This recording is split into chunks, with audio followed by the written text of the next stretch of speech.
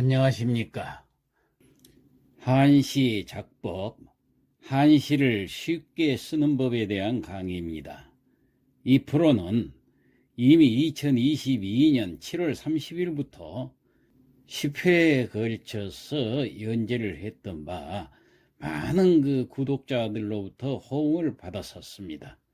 그러나 평측 등 약간의 오류들이 발견되어서 이를 수정해서 다시 송치를 하게 되니 많은 성원을 보내주시기 부탁드립니다. 아울러서 이 과정을 마치고 계속 공부하실 분은 중급 과정인 한시 습작 프로를 2023년 12월 5일부터 연재 중이오니 많은 구독 안녕하십니까. 바랍니다. 한시 작법 쉽게 짓는 방법 그 세 번째 시간 한시 감상을 하는 시간입니다. 먼저 한시 감상 요령을 한번 살펴봅시다. 한시를 감상한다는 것은 곧 한시를 이해하고 음미하는 일입니다. 한시를 바르게 이해하기 위해서는 먼저 한시의 구성 형식과 표현 방법 그리고 운율에 대한 지식을 가지고 있어야 합니다. 자, 먼저 그러면 시구의 구성을 한번 살펴볼까요?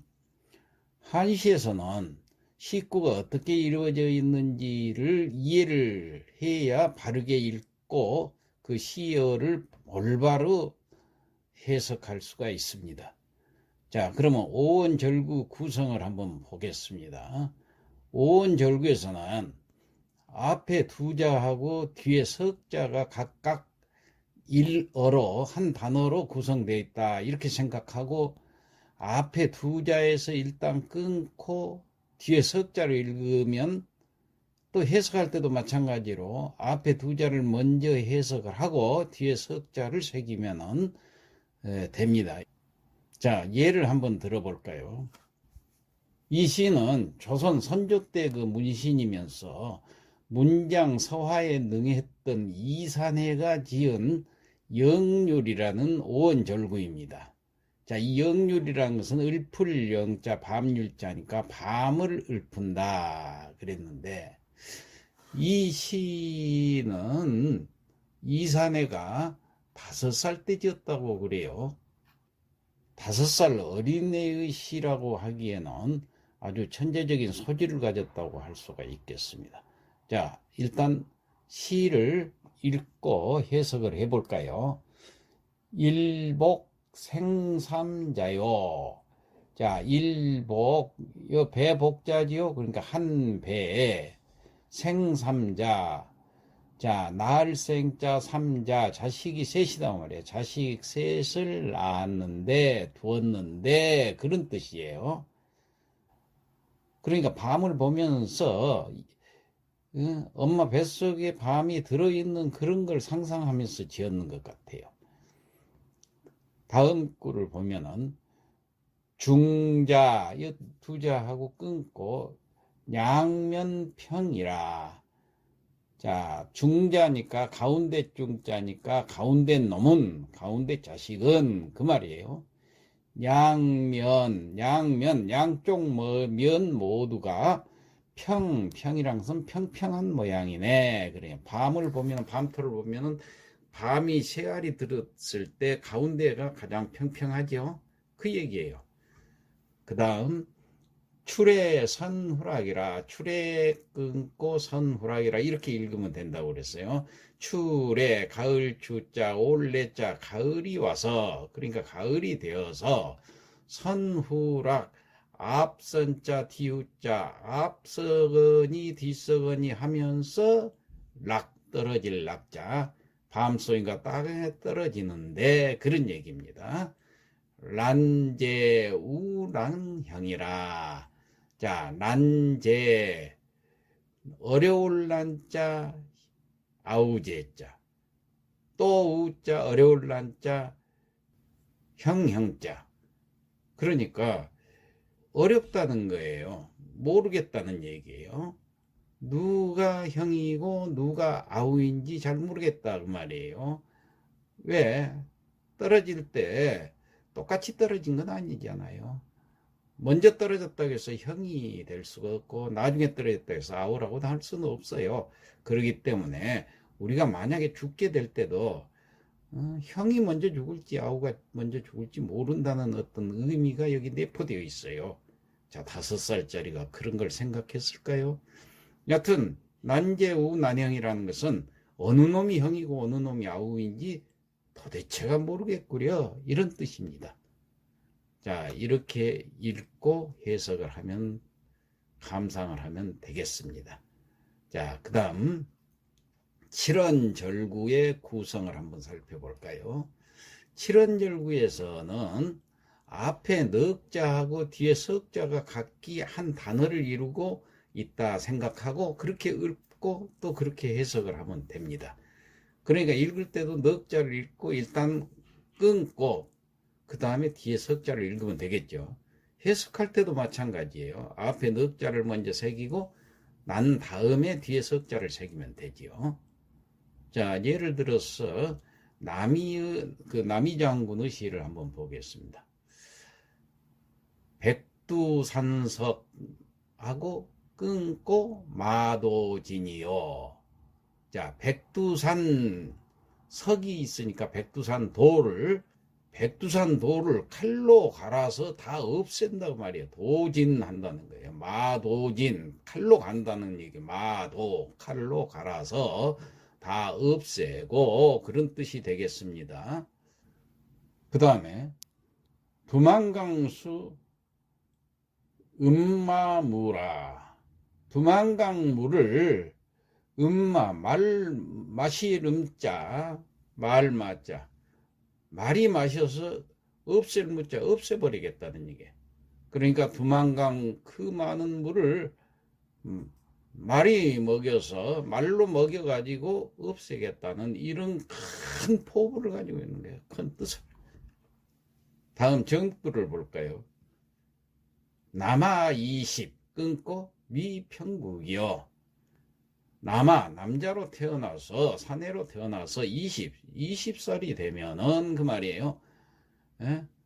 20살이 되어서 미평국이라 못할 미자 평국이라는 것은 나라를 편안하게 한다는 얘기예요. 나라를 편안하게 하지 못하면은 그런 뜻이에요. 남아 20에 나라를 편안하게 하지 못하면은 그 다음에 미구, 맨 마지막 구입니다. 후세 수칭 끊고 대장부라. 후세 그 말이죠. 누구 수자, 칭할 칭자, 누가 칭하리요, 누가 이르리요, 그 말이에요. 여기 누구 숫자입니다. 의문 부사가 되죠.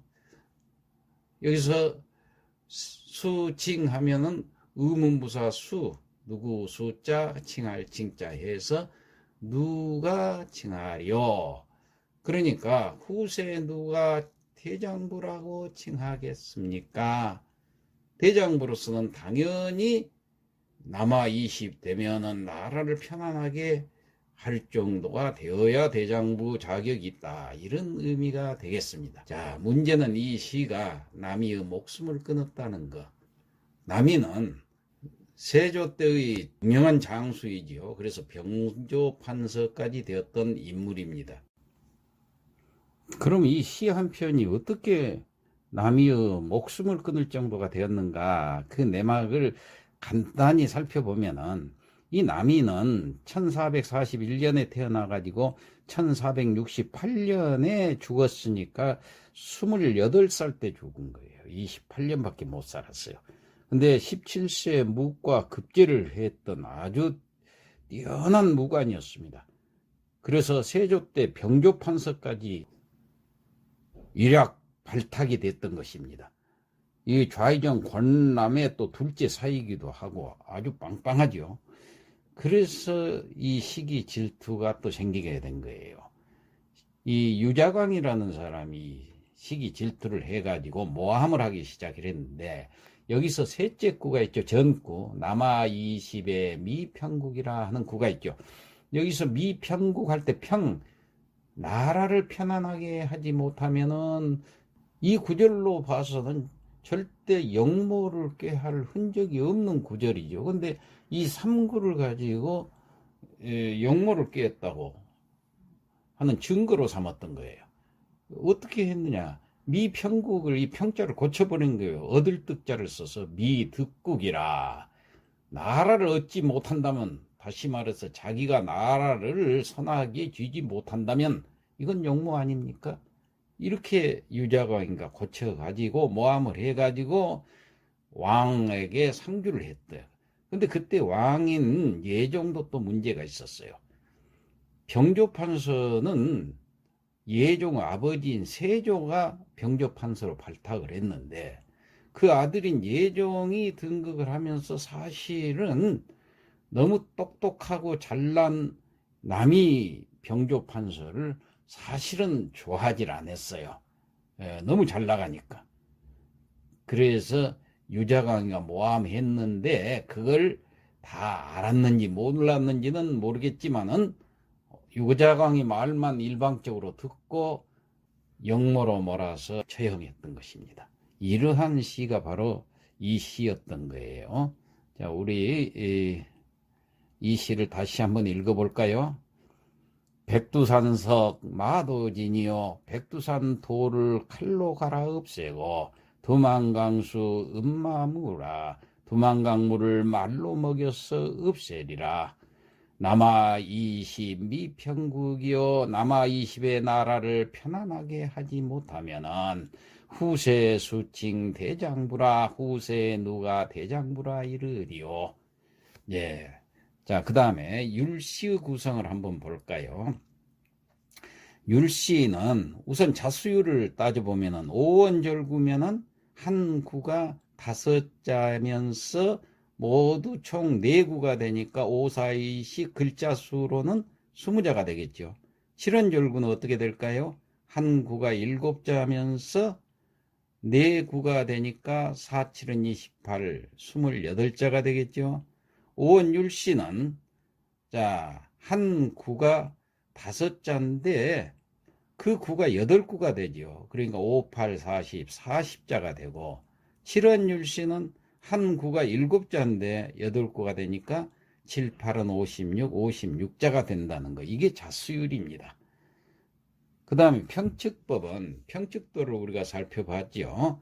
이 평측법을 꼭 지켜야 된다고 그랬어요. 한자는 그 각 글자마다 성조가 있다고 그랬어요. 이 성조가 바로 사성인데 성조에 사성에는 평성이 있고 상성이 있고 거성이 있고 입성이 있고 이렇게 사성이 있다고 그랬죠. 4가지의 성조가. 자, 평성은 가장 낮은 소리가 되고 상성은 처음이 낮지만은 나중에 높은 소리로, 거성은 가장 높은 소리, 입성은 아주 빨리 닿는 소리입니다. 짧게. 그래서 이 한시를 짓는 데 있어서 이러한 그 각 한자가 각기 그 지니고 있는 음의 가락을 음악적으로 배열해서 쓰는 규칙이 바로 평칙법인데 이게 지금 와서는 평성과 나머지 상성, 거성, 입성을 합해가지고 측성이라고 그럽니다. 기울어졌다고 그래서 평평한 소리가 아니라고 그래서 평성과 측성으로 2개로 나눠 가지고 배분을 하게 되는 거예요. 이게 평측법이에요. 그래서 평측법에 맞춰서 여러분들은 앞으로 작시를 해야 됩니다. 그 다음 아분은 한시에서는 구의 그 끝 글자를 반드시 성조가 같은 자, 그 같은 자를 운자라고 그랬어요. 이 운자를 놓아야 하는 규칙이 있습니다.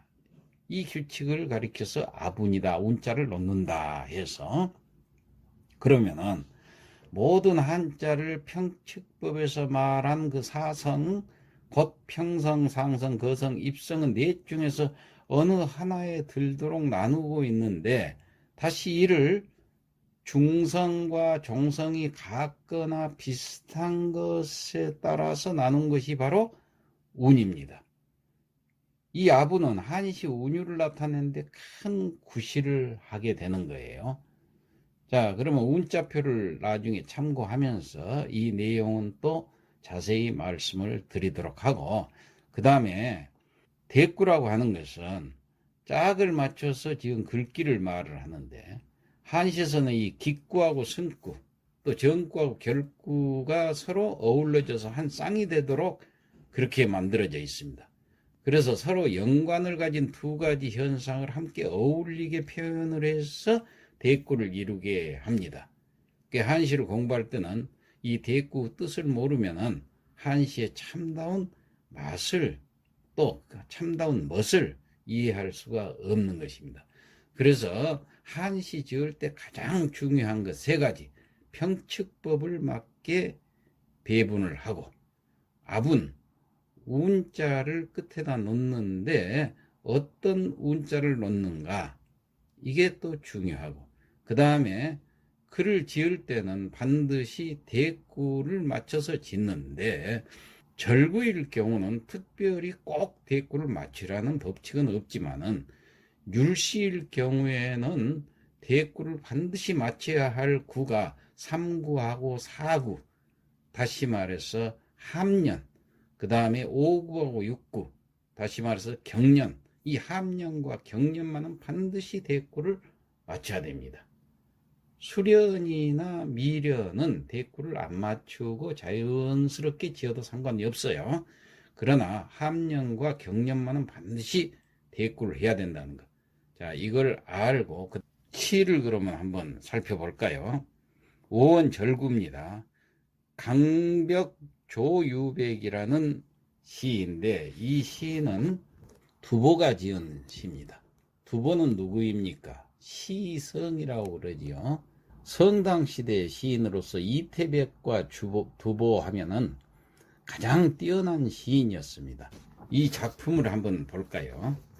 강벽, 강벽자는 푸를 벽자지요. 강이 푸르니 조유백이라, 세조자.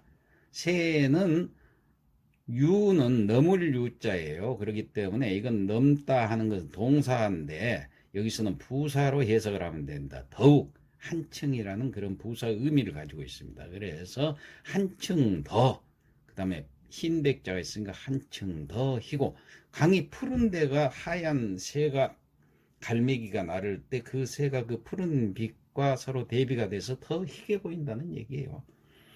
그 다음 산청 화용연이라. 산청, 산이 푸르니, 꽃은, 자, 지금까지 빛깔을 얘기하고 있으니까 꽃빛은 그 말이야. 뭐뭐 하고자 하다, 뭐뭐 하려고 한다. 다음에 연자는 여기는 글의 연자로 되어 있지만은 앞에 불화변이 있다 생각하면은 불탈 연자로 해석을 하면 됩니다. 옛날에 같이 썼어요.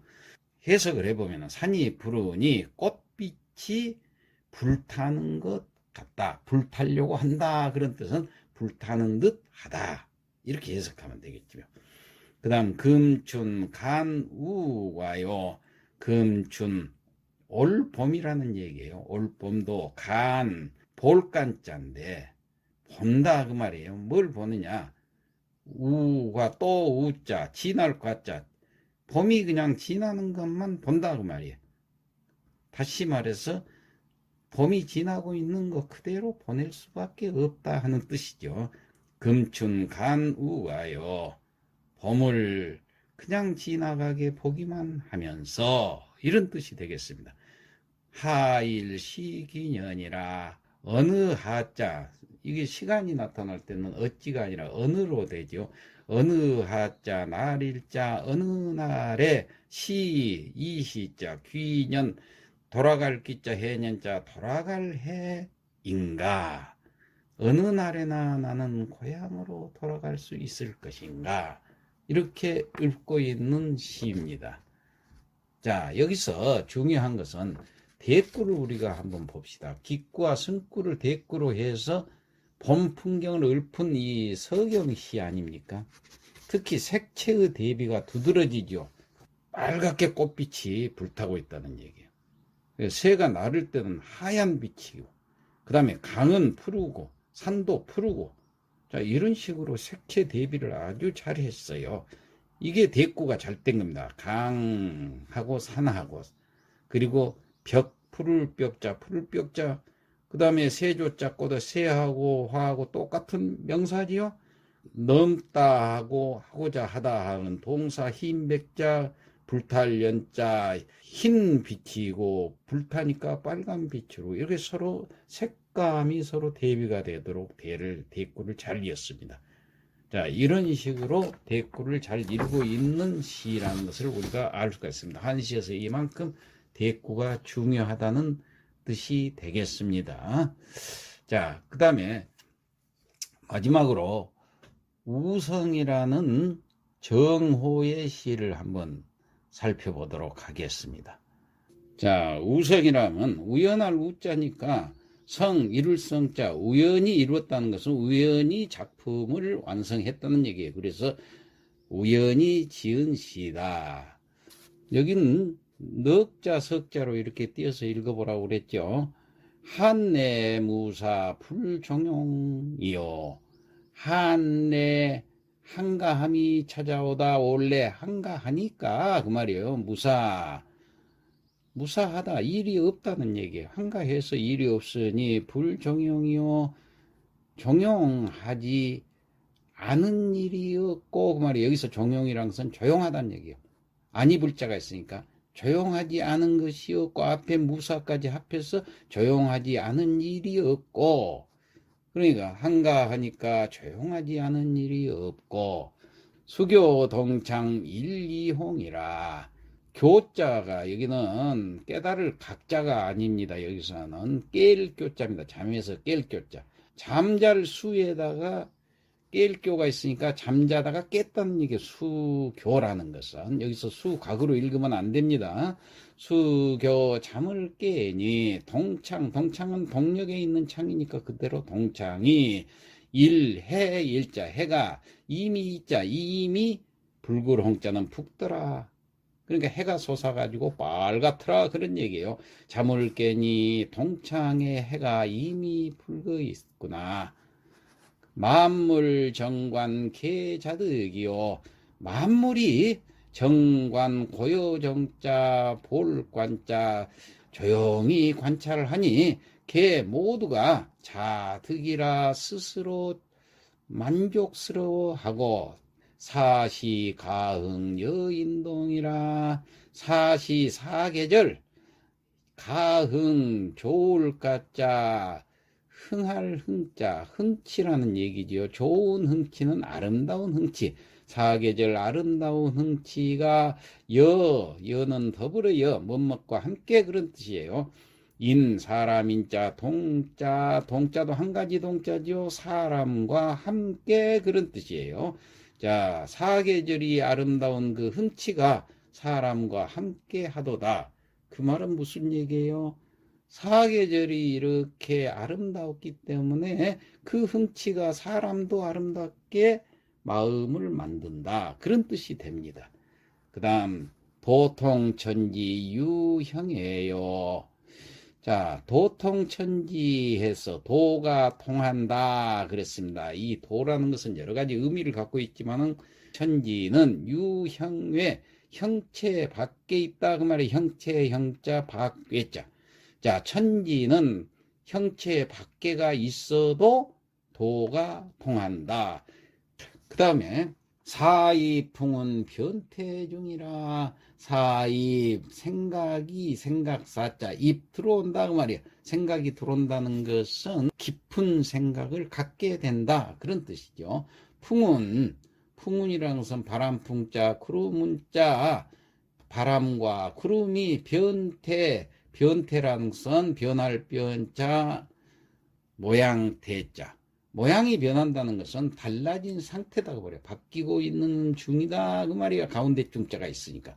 그러니까 바람과 구름이 바뀌고 달라지고 있다 하더라도 생각은 어떻습니까? 항상 깊게 내 마음속으로 모든 생각을 떠오르게 한다는 얘기예요. 이 변화하는 것을 보고 있자면 생각이 자꾸 변화하면서 달라진 상태가 그대로 생각으로 들어온다는 얘기예요. 생각으로 깃들다. 이렇게 이제 해석을 해도 되겠죠. 그 다음 부기 부름 빈천락이요. 부기 부하고 귀한 것이 부기에 음탕하지 않고 가난해도 슬퍼하지 않고 힘겨워하지 않고 즐긴다는 가난을 즐기는, 빈천을 즐길 줄 아는 그러한 마음 상태, 도를 닦는 마음이죠. 예, 이런 상태는 남아 토차 시호응이라. 남아 남자 사내가 도차 이를 도자 이차자 이에 이르면은, 자 이러한 경지에 이르게 되면은 시호응이라. 호는 호골 호자, 웅은 수컷 웅자인데 호골, 영웅 호골을 가득해서 호웅이라고 그럽니다. 자 이러한 도의 상태에 이른 사람을 가리켜서 바로 영웅호골이라고 한다, 이런 의미가 되겠습니다. 자, 이 정호라는 사람은 북송 중기의 유학자라고 그랬습니다. 이기 일원론과 성증리설을 주창했던 성리학자죠. 이 주돈이, 북송 때 주돈이의 제자입니다. 사실은 이 정호하고 자기 동생 정이가 있는데 이걸 가리켜서 두 사람을 이정이라고 그러는데, 이 사람은 성리학 이론을 이어받은 사람이 남송의 주희, 바로 주자가 됩니다. 그래서 이 주자의 성리학이 우리나라까지도 전해져 와서 원나라 때 이 고려로 전해져 왔습니다. 그래가지고 고려에서 조선으로 물려받아서 조선시대에 성리학의 꽃을 피웠죠. 그 스승 중에 한 사람이 바로 이 정호가 되겠습니다. 자, 정호의 시를 살펴보았습니다. 이상 마치겠습니다.